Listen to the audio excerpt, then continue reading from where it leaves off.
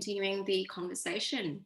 My name is Kathy, and I'm the founder and CEO of Keynote Worthy, which is a challenger speaker agency aimed at diversifying our panels, events, that sort of thing, because we are sick of seeing the same faces all the time. And so we've got some lovely guests here on the panel. So we actually came up with this idea, this event, because we were just looking at all the International Women's Day speakers and events, and it was really lacking that diversity with, ethnicity, abilities, sexualities, that sort of thing. So it seems as though it was just a conversation from one perspective, basically. So if we really want to challenge, or what was the theme again? I mean, that was like only 4 weeks ago, but I forgot. Choose the challenge. Choose the challenge. That's right. I knew it was a C, not Cheetos. So we thought, okay, so how can we continue that conversation on? Because International Women's Day isn't just a day. It's just a continual effort to raise gender equality. But also in Australia, it was Harmony Day as well, and we also celebrated Mardi Gras. So there's a lot of events that have been happening recently to help put the spotlight on diversity, equity, and inclusion. So we thought, hey, we'll have it at the end of March just to let the event settle down a little bit. And then, so thank you all for coming today. So just before we begin the formalities, it's just a conversation, really. I would like to begin by acknowledging the traditional custodians of the land in which we gather today.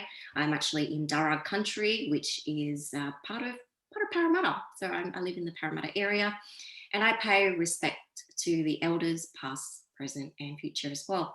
And I extend that respect to any Aboriginal or Torres Strait Islander peoples here today. Now, so we've got some amazing panelists here today. We've got Marie O'Brien, we've got Theresa Trinidad, Cleo Childress, and Brenda, I can't pronounce your surname, Weston? Sorry, I should have asked you before. I am so rude. I'm going to get you to unmute yourself and introduce yourself. So perhaps starting with you, Theresa, just a quick 1-minute elevator pitch on who you are, what you do, and I don't know why you're here. I don't know. Awesome. Take it away. Thank you for the elevator music to get me into this elevating pitch mode. Excellent. Thank you, Kathy, for kicking us off. And I too would like to acknowledge the traditional custodians of the land from which I'm meeting with you today, which are the Darug and Aurora people, and pay my respects as well to elders past, present, and emerging. For those that don't know me, I'm Theresa Trinidad. I'm a speaker. I'm a recent best-selling author of my book, Growing Through, and I'm a life architect with a decade of experience in the change and transformation space. And what I love to do is to connect people. I am passionate about inclusion and diversity, about hearing from different voices, seeing different faces, and just connecting people in a space that we can all come together and do something that is fabulous. And that's why I'm here with all of you amazing people, and so pleased to be part of this conversation. So thank you for having me, and I look forward to the conversation. Perfect. Thank you for your elevator pitch. I should have put some music on, but that's okay. So Cleo, over to you. Hello, everyone. I'm Cleo Childress, and I am originally from Nashville, Tennessee. I'm over here, all the way over here in the United States of America, the USA, but I currently live in Dallas, Texas. And I am a podcast host, financial educator, yoga instructor, and I mix yoga and finance to transform mindsets and create healthier financial lifestyle. So I'm really excited for this conversation, and I hope you all enjoy it, and I hope to learn as well. Perfect. And Marie, over to you. Hi, I'm Marie O'Brien. I'm originally from London, but I'm living in Australia, in Sydney at the moment. I've been here for about a year and a half. Slightly stuck because of COVID, but I'm absolutely loving living here, just missing home. I am the founder of a Facebook group called Viral Kindness Northern Beaches Sydney, and I have to say it's one of the proudest things I've probably ever done. I actually created it a year ago, just as COVID was kicking off, and it sort of there was lockdowns happening, etc. And it was just as a way for the community to safeguard the most vulnerable in the community. And it all started with just a Facebook post that got a lot of support, and then I created this group, and it's just been magical since then. And I've learned a lot on that journey, which I'm happy to share here today with everybody. I'm super passionate about well-being and psychology, absolute geek out on neuropsychology, all of that stuff. So yeah, that's a bit about me. Thank you so much. And Brenda, over to you. Thank you, Kathy. And yes, you said it correctly. I'm Brenda Weston. I am a chemical engineer with over 15 years experience in the mining and manufacturing industry. I coach women in STEM to be their best selves in their careers, accelerate confidence and boost their legacy, essentially.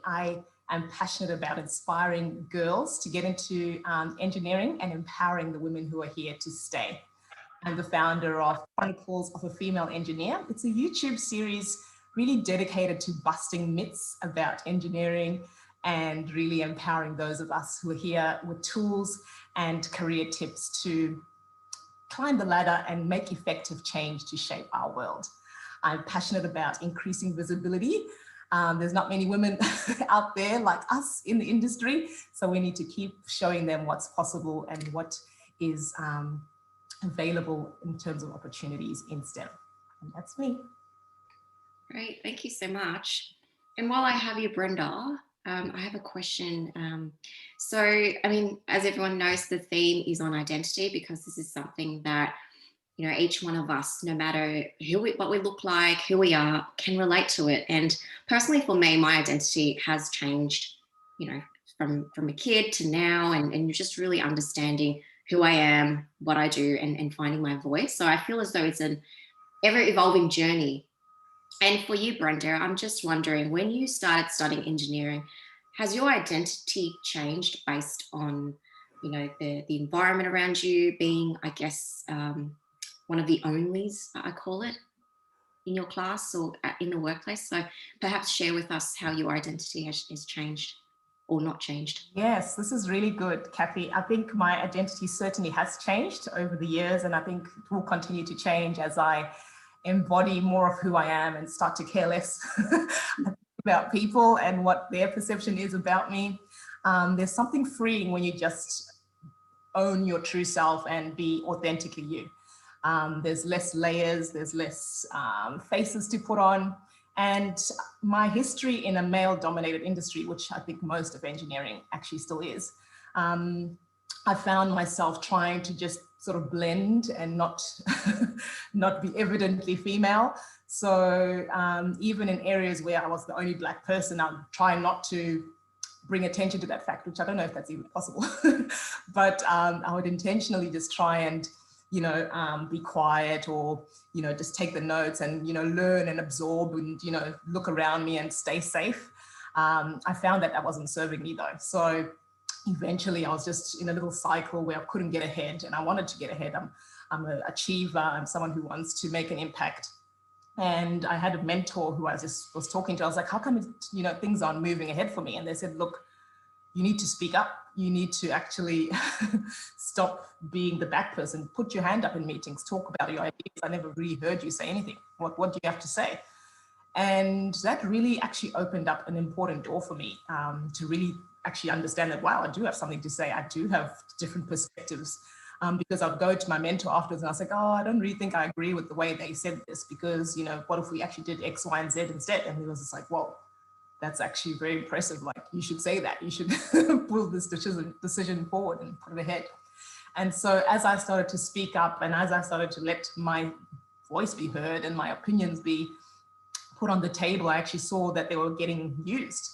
They were being implemented, and I had something to add.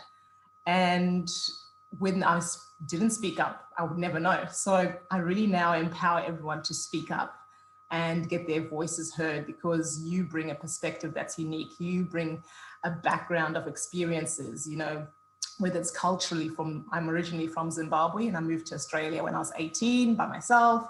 So all those things have shaped me and have allowed me to bring a different perspective to the industry, which I think is now allowing me to just continue to embody who I am. Simple things like adding color to my hair. I never used to do that because I thought, oh, I don't want to rock the boat. I don't want to seem too out there. You know, people are already asking me all the time, oh, how do you do this hair? Oh, has your hair changed again? You know, so I wanted to not rock the boat, but now I'm just like, whatever. I want to be who I want to be and bring my full authentic self. So that's a little bit about my change and shift in identity so far, Kathy. Great. Now you go rock that boat. Thank you so much for sharing. Cleo, I wanted to ask you, why finance and yoga together? Like, it seems like almost polar opposites, but how do they actually intersect? Yes, great question. It started from my own personal journey. So I didn't grow up learning about money. No one in my family talked about money.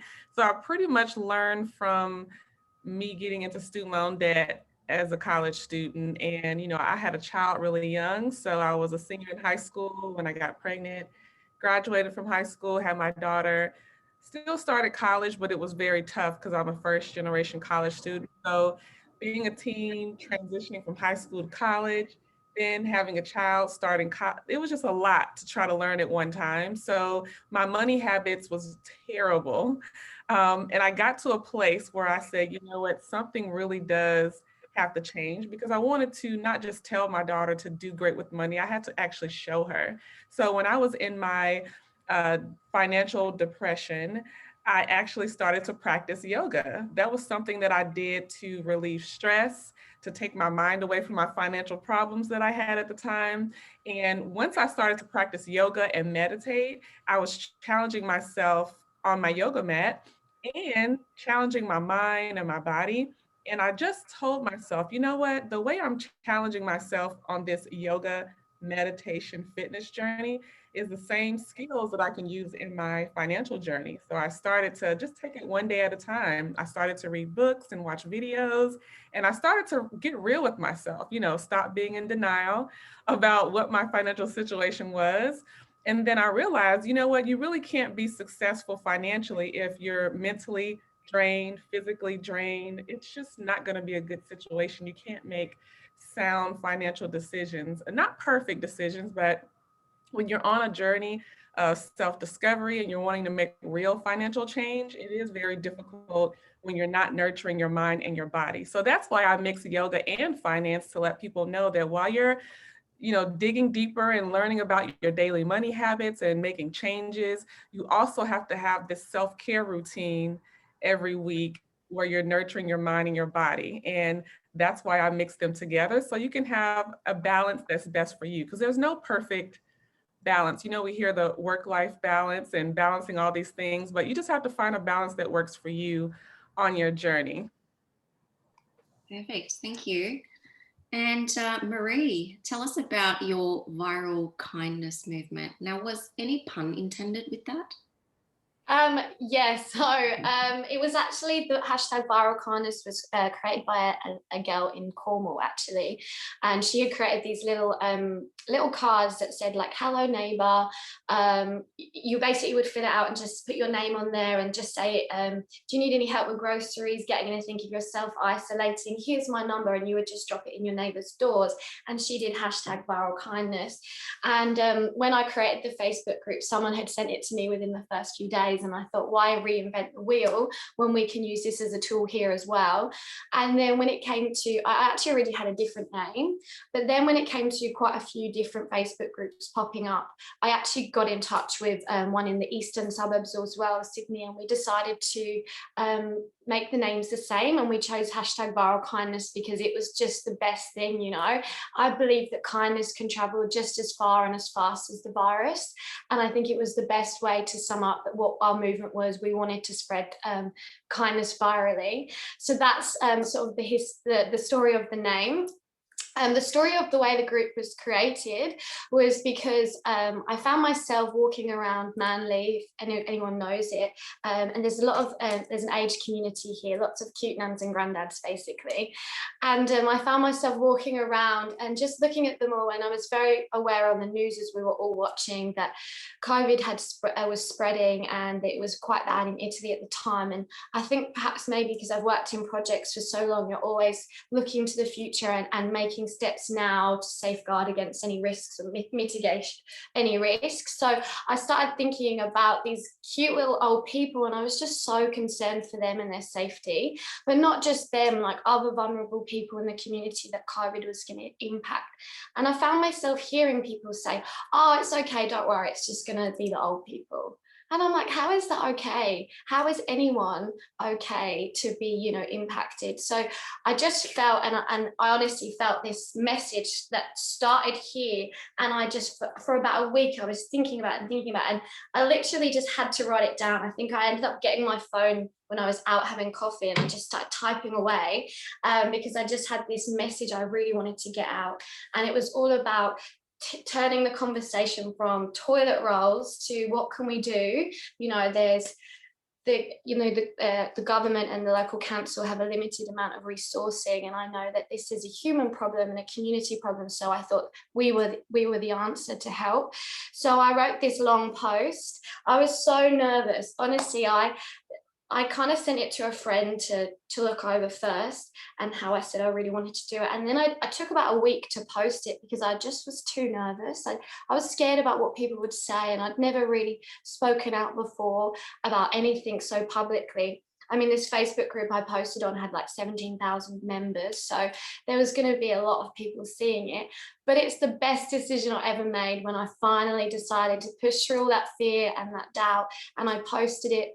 And I had such amazing response. There are so many people in the community that felt the same. And I think sometimes it just takes that one person and that one moment to sort of ignite a movement of change, because there's so many people who feel the same and are like-minded. They just need that one voice to start their voices, you know.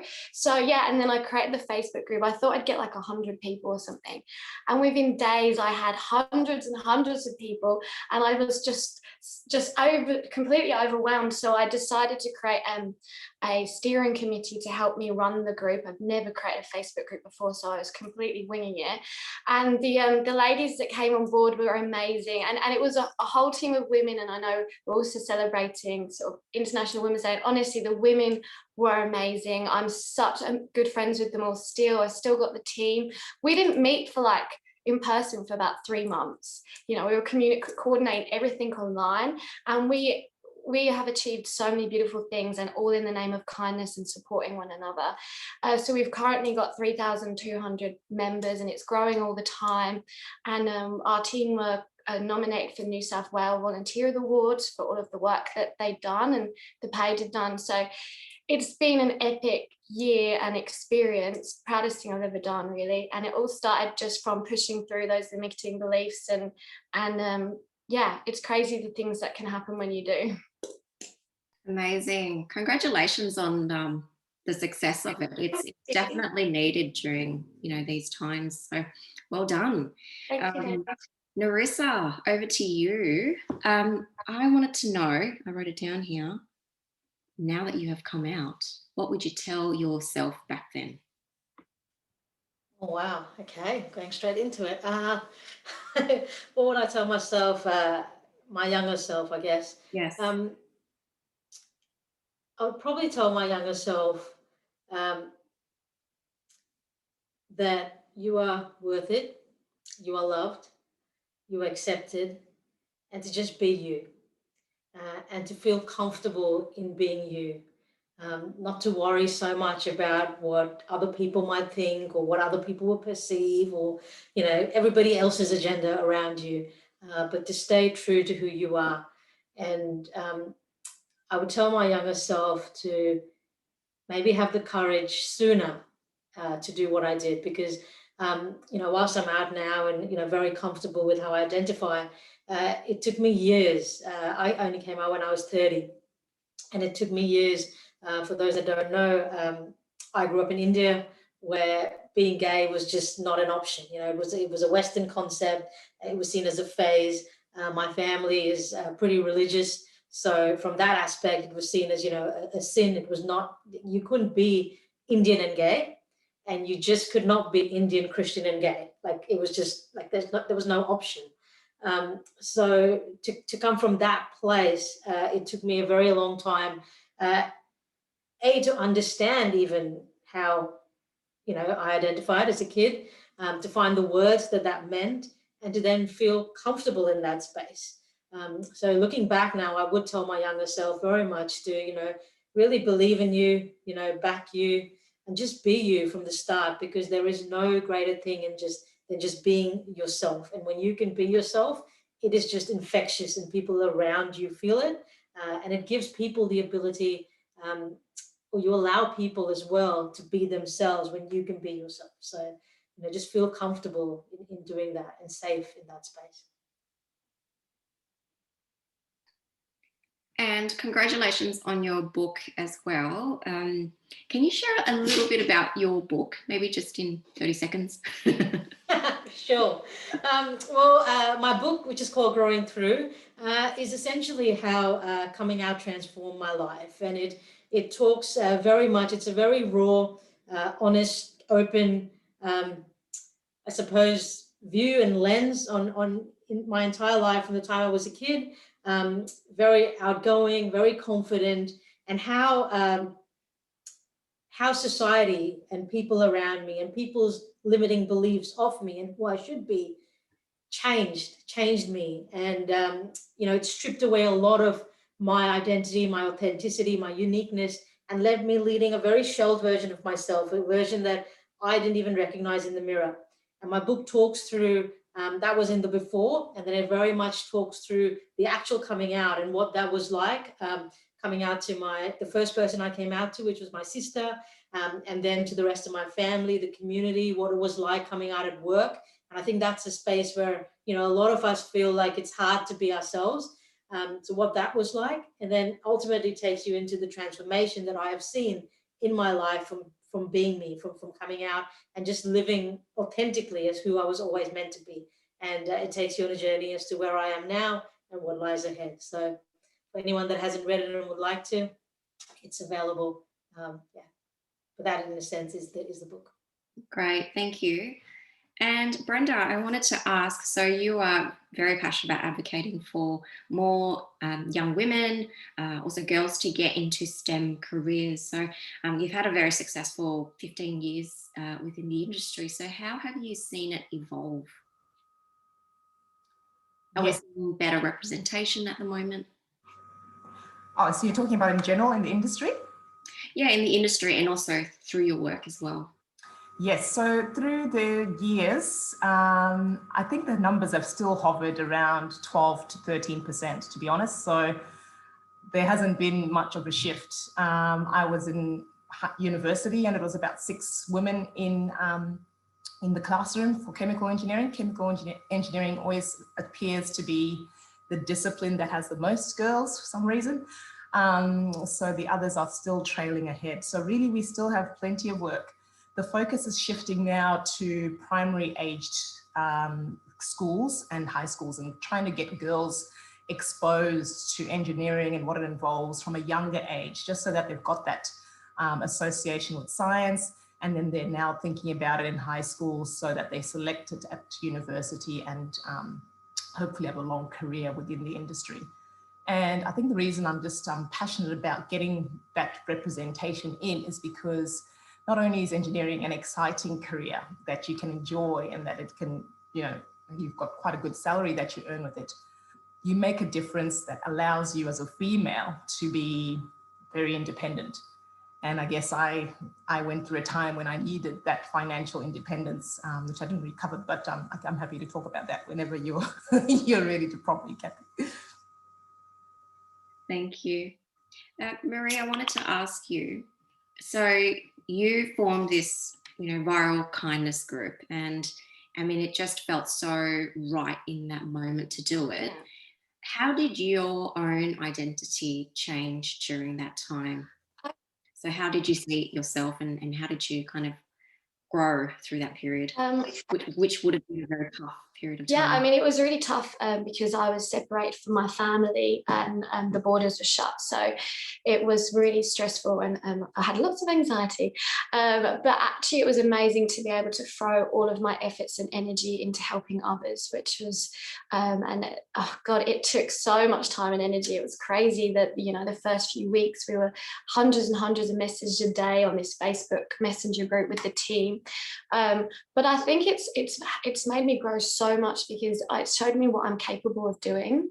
And when things when people make like some, you know, people make you compliment me or they say lovely things about the group, I feel a bit uncomfortable because I'm still can't quite believe that I did it because it's definitely not something I've ever done before. But it's definitely something I want to do in the future. I want to do more of this. I just want to push myself and challenge myself. And that's why I love the theme Choose to Challenge, because ever since that happened, that's been on my mind so much. Like, if I can do this, what else can I do? Like, I never thought I was capable of this. I think the stars just aligned and all this, you know, all the timing, it just happened. But I've just learned as well so much more about women as well and us connecting, because the team it's all women, and honestly we got so much done. It was amazing. There was just like two energies, like this loving, caring, nurturing energy and this action energy, and we brought them together as a team of women and we got so much done in the community, and not only just ourselves, but then we inspired others to do it as well. And yeah, just that whole experience as well. And I learned a lot in other ways too, because just before I created the Facebook group, I was feeling very lonely. Like, if anything, I felt quite invisible in the community because I'd just moved here. I'd been 3 months in and didn't really know many people. And my mum was actually on this call. She'll vouch for me. I remember calling her that morning and just crying my eyes out to her, telling her how lonely I felt. And, you know, I just was missing home and stuff. And within the same day, I just ended up but I ended up connecting with the whole of the Northern Beaches, and you know, all of these amazing women and people, and this knock-on effect has just been great. The people that I've met and in the community, so it's funny how so much can just turn around in a day. But I have so much more self-belief in myself, that, you know, if I have an opinion or if I have a voice or I have something that's, you know, I want to get involved in, I'm just gonna push myself through, pretty much like this experience. Absolutely nervous, but excited at the same time. And it's amazing to be connecting with these amazing women and hearing their stories. And I'm probably on the beginning part of my journey, and you guys obviously are much further down the line, but you inspire me, and I definitely aspire to be where you guys are. So that's why it's so nice to be a part of this. Yeah, thank you for having me. Oh, you're welcome. I don't know where I am on my journey.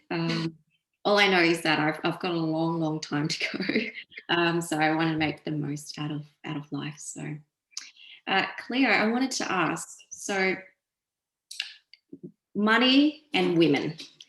Traditionally, it kind of doesn't, you know, blend in. Like, I think as a society, money has become quite a dirty, uncomfortable topic, particularly for women. Very old school, but it's still the case at the moment. So how do, for women who have that, you know, that bad relationship with money, how do you shake it out of them in a non-violent way?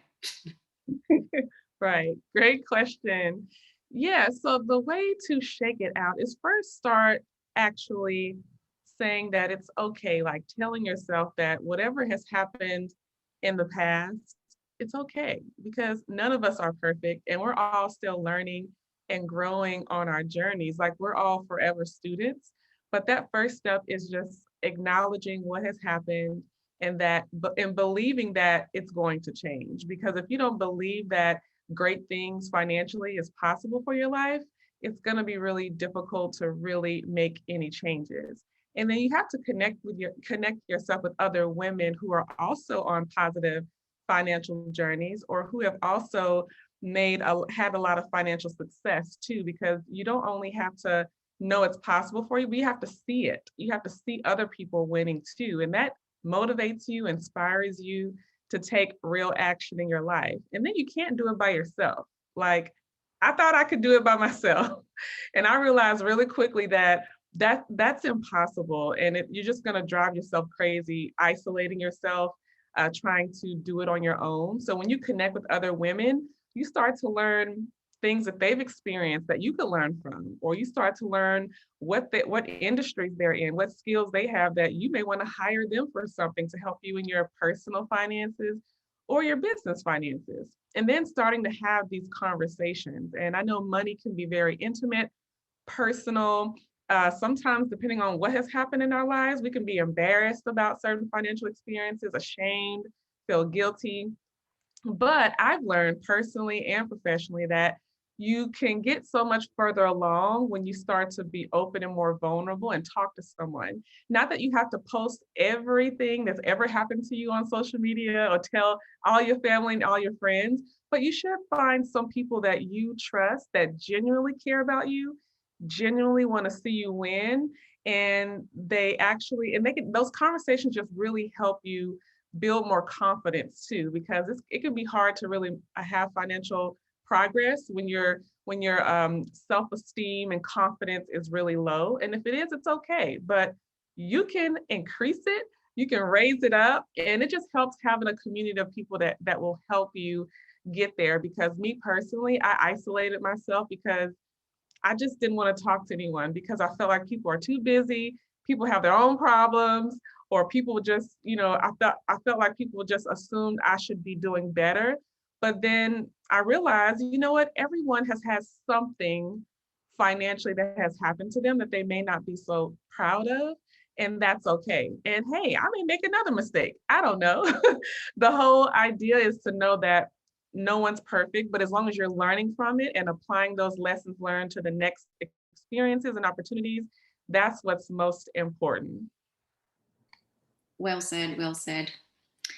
Marie, I wanted to ask you, actually, no, I'm not going to ask you a question yet. Sorry. I was looking at you, but I'm meant to ask Brenda a question. So Brenda, I've seen you in the time that I've known you, like your videos are amazing, just your energy is amazing, and this positivity radiates. So I know that you mentioned earlier that you've had mentors, but is there anything else that you've done for your own self-development as well to get to where you are today? Yes, so life is full of many lessons, Gabby. I think with all the things we go through in life, I think if we look at it, there's a lesson in every single moment, every single experience, whether it's a positive lesson or a lesson of gratitude, a lesson of love, a lesson of things that drive us and fulfill us and get us passionate and motivated to get out of bed. And I am very passionate about self-development, personal development, increasing my mindset. And I suppose one of the biggest lessons that I learned was through a personal experience, which was when I was in a relationship with a partner back it's about a decade ago now. And I had gone to the post office. It was his birthday, actually, that weekend. I had planned a romantic retreat, a cabin in the woods, horse riding, think something just romantic and lovely. And I'd hired a car and I was driving. And the vibes were nice, the music was playing, and my boyfriend said he wanted to make a pit stop. He had agreed to pick up a parcel for his friend. It was very inconvenient, but I made the drive and stopped at the shopping center. When we got there, he realized he didn't have his ID on him. So he asked me to go and collect it on his behalf. I went into the post office and proceeded to ask the ladies for the parcel. They couldn't really find it in the back. They showed me that there was plenty of packages in the back there and, would I be happy to go get a coffee? I said, yeah, sure, I'll go get a coffee. So I went out, got a coffee and dreamed about the weekend that I had planned. Several minutes passed and I went back into the post office the ladies had found it eventually. So I was like, whew. So signed and got the package, walked outside with it. It was quite heavy and bulky and big. But when I got up there was two strange things that happened. Not only did my boyfriend not come towards me to collect this package, but there was two undercover police officers. You see, not only was this package being tracked, but it contained illegal substances, drugs. I was shocked. I mean, I couldn't see in the box. I thought this was all just some big mistake. So I walked with them and we proceeded to follow them to the police station so that I could tell them what had happened, what had transpired. I didn't seek the services of a lawyer.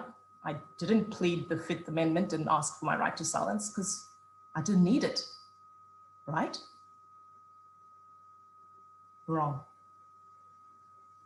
After several hours of an interview, they told me that they couldn't proceed and I had to spend the night in the detention center. My mind ran through the events of the day and I couldn't believe it. The next day, I walked to the little section, which was the courthouse, which was still within the detention center. There was a little small screen TV. I had a call with the lawyer. They said, look, we're going to try and get you bail. I said, yes, please. And it was a brief conversation, hung up and looked in the top corner. And the judge said two words that I remember: bail denied. I was shocked. I was alone. There was no one to the left, to the right to look at and ask for them to repeat and to get things spoken through. And yeah, I found myself getting ferried away in a police truck to maximum security female prison in Sydney, Australia.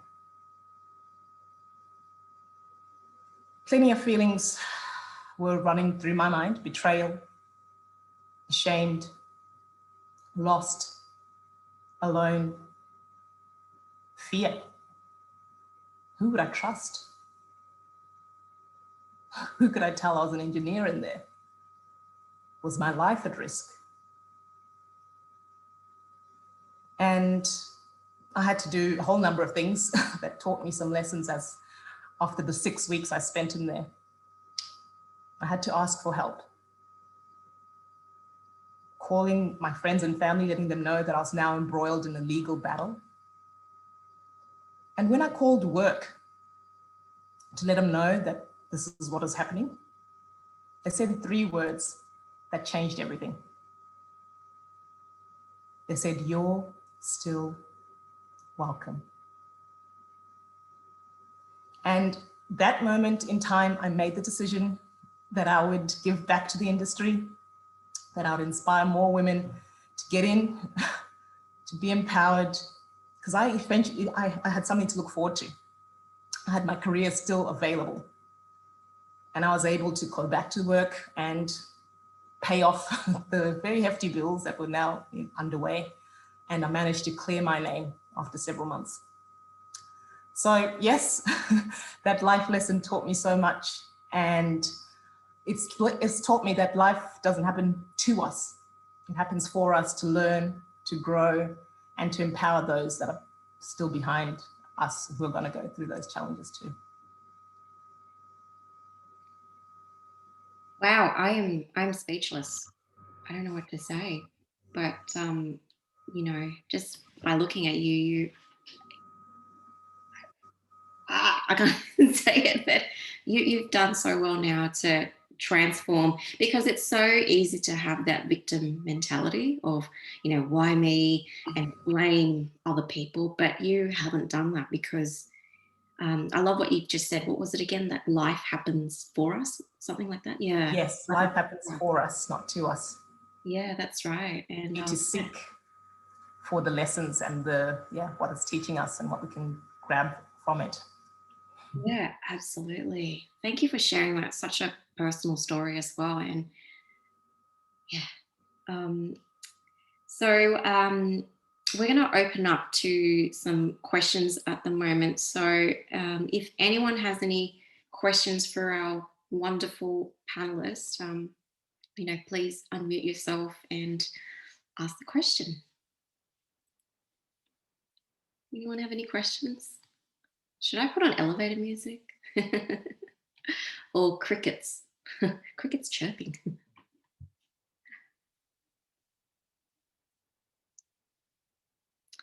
Okay, so while you're thinking about a question, I've got a question. Oh. Who is that? Leslie, is it? Me, Leslie, yes. Hi. My question's for Brenda. Hang on, let me just see if I can see your face, Brenda. What was that first day back at work like after you came out of prison? Yeah, I haven't talked about that first day back at work for years now. I think it was very daunting. I felt like I didn't belong. I was very embarrassed for a long, long time and hoped that no one would ask me where I'd been. Surprisingly, not many people had actually noticed, because it was in November. It was the 11th of the 11th in 2011.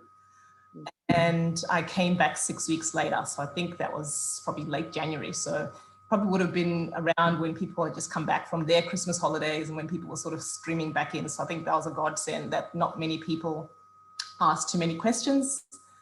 And I only let a small fraction of people know about what had happened, because I was actually I didn't know what was going to happen. I didn't know whether I was going to go back in there, what was going to happen at trial. It was all very new. And yeah, the anxiety about it all. Obviously, I kind of put my head fully into work, because I was like, well, this is something that's working, working well. Let me, focus on this. But, in the back of my mind, every night when I fell asleep, I was like, whoa, what's going to happen? And it was several months that the case proceeded for. And so certainly had to try and focus on what I could control, what I could look after. And I think that's why I just poured my mind into work and what was working well for me. I had a small verse. I am a Christian. I had a verse that kept me alive and inspired in that. I'm not sure if anyone reads the Bible, but Jeremiah 29:11 says, "For I know the plans I have for you, declares the Lord, plans to prosper you and not to harm you, to give you a hope and a future." For some reason, I just clung on to that word. It just meant so much to me. And I just said, anytime I was in doubt, or anytime I was like, oh, how's this gonna go? I just sort of remembered that. And I just said, well, you can't fail, your word is truth. You can't fail, your word is truth. And I just held on to that. And yeah, that's. Thank you. Yeah, speaking about hope, I guess the aim of this event as well is to inspire hope, because at the moment, like the conversations, there's a lot of noise at the moment, particularly on social media, and I'm just mindful of the negativity. So yeah, so whenever I run events, I'm always trying to think of how can we spread hope and a positive message, but also address some of the things that are a little bit uncomfortable as well, but in a productive way. So and I avoid Twitter as well, because it's just like, it's not good for my mental health, because everyone's just shouting over on top of each other. So does anyone have any other questions? Stephanie has a question for Marie. Love viral kindness, amazing initiative. What does the future hold? Is there anything exciting you're looking to do with the viral kindness community this year? Oh, that is a great question. Great questions, Steph. Yeah, I mean, continuing on, like, the thing is, the Facebook group is sort of a day-to-day Facebook group in the community where people can dip in and dip out whenever they have an initiative they want to advertise, seek help for, or if they want to help, if they, want to dip in and help. There isn't any plans as yet, just to continue the encouraging kindness in the community. Anytime our team come across any initiatives that we think we could definitely help finding volunteers for, and like food donations or anything like that, we definitely publicize them on the Facebook group. But it is a really good question. I need to get my my thoughts going on some. We were hoping to do like a big celebration of kindness, and after COVID, and get us all together. We wanted to do like a fundraising event, etc., and just be able to celebrate just the community and how amazing things have been. But seeing as COVID is still sort of around in Australia at the moment, not sure when we'll be able to do that, even though officially we can dance. Which is great. So maybe it's in the coming up soon, but there's definitely so much that we can do, and that my team are we're excited. But it's mostly day-to-day kindness, encouraging kindness, and any initiatives that we come across that we sort of promote. Great, that's exciting. Have you asked the Facebook group what they want to do? Well, I mean, there's so many people. We did do like a poll once just to kind of gauge, because it was set up for COVID and for the lockdown, etc. But there's definitely a place for it in the community. So I wanted to continue the page, and it's still popular. People were posting all the time, which is really good. And I definitely remember doing a poll, and a lot of people said they wanted that. They wanted just to see initiatives coming through that they could get involved in. Because the thing about volunteering is that, there's so many good people in the world, and we all want to do what we can to help, but sometimes we don't have the time, especially to commit to volunteering, say every week or something like that. And that's why I love the concept of the page, because if you see a post and at that moment you have the capacity to get involved, then you can get involved. But if you can't, don't worry, because there's going to be something else that comes along where someone needs help. There's lots of opportunities in that sense. Great. Does anyone have any other questions?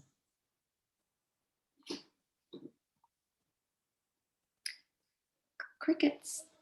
But I can't make the sound.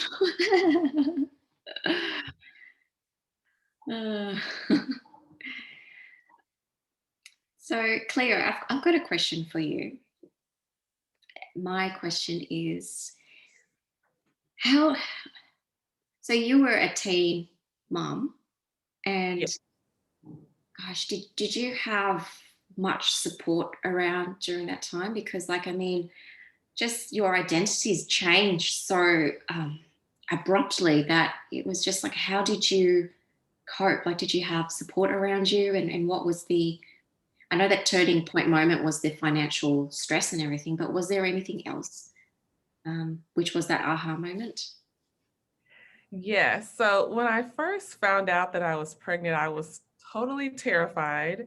I thought people would be disappointed in me. I was known to be this, young girl that smiles all the time, has a positive attitude, responsible. So I was very afraid to tell teachers. I was in sports, danced, was scared to tell coaches, was scared to tell my mom. I lived in a single parent household, just my mom and an older sister. So I was terrified to tell my mom. I didn't want to tell anyone. So my first thought was I should just get an abortion. Like, it's not that I'm for or against it. I just didn't know what to do. And I was like, I can't go travel. I can't go to college. I just thought I couldn't do anything.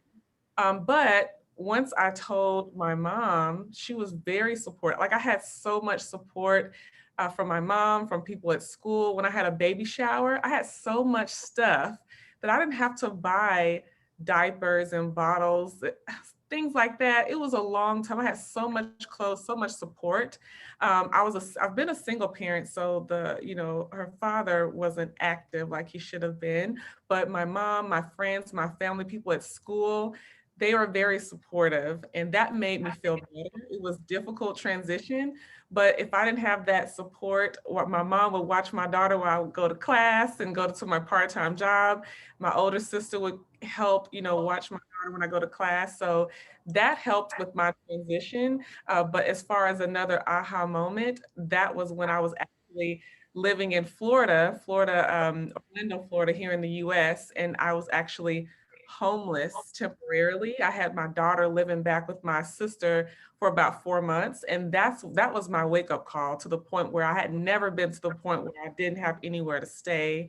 And I said, no, this can't be it. I was in the back of my car talking to friends and family, and they had no idea on the other end, I'm in the backseat of my car freezing, talking on my phone, and they're thinking everything is okay. And they said, Cleo, you should have told us. We could have tried to maybe get you a hotel for a few nights or help you do this. And I said, you know what? I think it's great to ask for help, but sometimes you have to dig yourself out of some things too in order to really learn a lesson. So, yeah. Well, thank you for sharing. We've also got another question. This is for all the panelists. So, what's the best piece of life advice you have ever received? Anyone? Theresa? I think the best piece of life advice I received was from one of my mentors that actually told me to back myself. And this is something that, you know, I have learned over the years. It's, I think, you know, culturally, from where I come from, it's not something that comes naturally. You know, I think we're taught a lot about, you know, do the work and then let the work talk for themselves. And you don't self-promote, you don't, you know, go into place and back yourself. You allow other people to talk about you and for you. So it was something that I had to really grow through to really understand that. But that was the biggest thing that someone told me was just go out and back yourself. And I have really, it took me a long time to be able to do it. But in being able to do it, I've seen the value that comes from it. And I talk about this in the book when I talk about my framework around the Anything's Possible framework, where I say, you know, it starts from being yourself and believing in yourself. But when you can actually do that and go out and back yourself, that's when anything is possible. And I think that's something that I have learned from, grown through, and I continue to take into my day-to-day. I think for me, the best piece of life advice is from one of my mentors that I currently have too. She told me to use the world as my classroom. She was someone who, you know, tried to go a traditional route, go to college, but she felt that, you know what, that's not for me. And she just used the world as her classroom. So for me, I love to travel. I love to meet new people. I love to do adventurous things. And there's so many things that you could learn that can help you in your personal life and professional life. It could be the simplest things to the most, you know, things on a larger scale. So just don't take anyone or any opportunity for granted, and don't underestimate who you can learn from. That's great advice. Marie, did you have anything you wanted to share? I suppose some of the best life advice was I kind of got from an experience I experienced myself. It was where I had been cheated on and was heartbroken. I remember sitting on the kitchen floor of my parents' house just crying, and my mum being in the room, and I had actually sat on that exact same spot of the kitchen floor 2 years prior when my other boyfriend had cheated on me and I'd found out. And I realized, oh my God, I'm sitting in the exact same spot in the exact same situation. And this kind of voice said to me in my head, like, you can either stay down here, you can either sit here and you can wallow in the same pain and stuff that you did previously, or you can choose to stand up right now and you can choose to be strong, and you can choose to be strong every single day, you know, and you can get through this. And it was like a light bulb moment. And I was like, oh my God, you don't always choose what happens to you. And this is the life advice. You don't always choose what happens to you, but you can choose your reaction, you know. And I couldn't choose his decision to do that, but I could choose how I was going to react to that. And I stood up and I kept my head high, and my friends thought that I managed the whole situation so well. And I just chose happiness every day, and I chose to be strong every day. And that's the biggest life lesson for me, is that life is all about choices. You can't choose what you're put into, but you can choose your reaction. Amazing. Brenda? Wow, I really love that, Marie. I have one, so many, just have to pick one that's different. I do like that one about choices. You always have a choice. One of my mentors said, never let the glass ceilings that others have set be your ceiling. Always redefine what's possible. And he lent on Roger Bannister. He ran the 4-minute mile, and before he ran it, people just didn't believe that you could do it in under 4 minutes. And the year that he, you know, ran the 4 miles under 4 minutes, like so many people did it that year because they saw what was possible. So all of us have the capacity to imagine, all of us have the capacity to have a dream, and all of us have the capacity to fulfill it. We are our own limitations. So that is my life advice that I'd like to also pass on. Amazing. It's every time I hear that Robert Bannister, isn't it? I always feel like, what was that? Roger, I think. Oh, Roger. I said Robert. How is Robert? I always feel like, yeah, like pump in the air. Yeah. Well, thank you so much, everyone, for joining today. I hope you really enjoyed it. We are hoping to do more events like this in the future. So if you've got any suggestions or anything, please send me a message. For those who have purchased a VIP ticket, thank you so much. We will be in touch this week to send you the book and also to organise the coaching session as well. And Theresa's book, Growing Through, is available for purchase on Amazon and where else? Anywhere really, it's available globally through Amazon, through Apple, through all of your bookstores. So just type Theresa Trinidad Growing Through wherever you are, and you'll find a link to get it. Perfect. And so that concludes the event. Have a wonderful day. Thank Yours you. with happiness and kindness. Thank you, everyone. Thanks. Thank you.